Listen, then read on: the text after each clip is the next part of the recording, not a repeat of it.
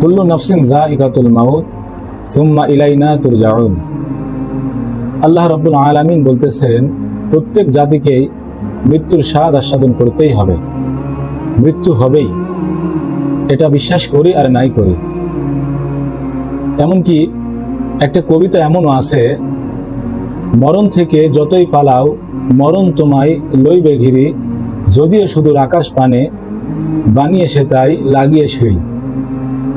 মরণ থেকে আমরা কখনো নিস্তার পাইব না। ইতিপূর্বে আমরা ইতিহাস দেখেছি, অনেক বড় বড় বাদশা, অনেক বড় বড় রাজাধিরাজ, রাজা, ক্ষমতাবান, শক্তিওয়ালা, তারা কিন্তু দুনিয়ায় কেউ থাকতে পারে নাই, সবারই মৃত্যুর স্বাদ গ্রহণ করতেই হয়েছে।